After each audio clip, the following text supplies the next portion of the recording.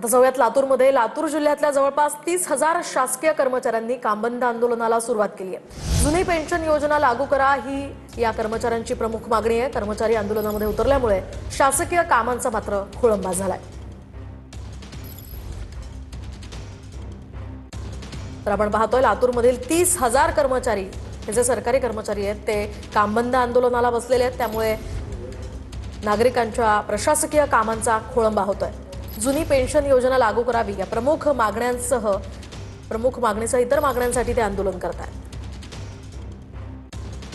योजना लागू करा या मागणीसाठी लातूर जिल्ह्यातले शासकीय कर्मचारी जे आहेत ते संपात उतरले आपल्याला पाहायला मिळतं आहेत। बेमुदत काम बंद आंदोलन जे आहे ते या कर्मचाऱ्यांनी केलेलं आपल्याला पाहायला मिळतं आहे। लातूर जिल्ह्यातले साधारणतः 30,000 कर्मचारी जे आहेत ते या काम बंद आंदोलनामध्ये उतरलेले आहेत। सातत्यानं जुनी पेन्शन योजना जी आहे ती लागू करण्यासाठी म्हणून कर्मचारी आंदोलन करत आहेत। सरकारचं लक्ष वेधण्यासाठी म्हणून पुन्हा एकदा कर्मचाऱ्यांनी आंदोलनाचं हत्यार जे आहे ते उपसलेलं आहे। योजना लागू करण्यासाठी म्हणून काही पगारातून पैसे कापले जातात, त्याचा काही हिशोब दिला जातो काय? अंशदायी पेन्शन योजनेमध्ये कर्मचाऱ्यांकडून 10% कपात केली जाते आणि आता शासन असं म्हणतं की कर्मचाऱ्यांकडून जी कपात केलेली आहे त्या मिळणार नाही, ती शासन जमा होईल आणि फक्त शेवटच्या वेतनाच्या 50% आम्ही निवृत्ती वेतनमधून देऊ। बेमुदत आंदोलन आहे। कालचा पहिला दिवस होता। कालच्या पहिल्या दिवसामध्ये शासनाने कुठलाही सकारात्मक निर्णय घेतला नाही।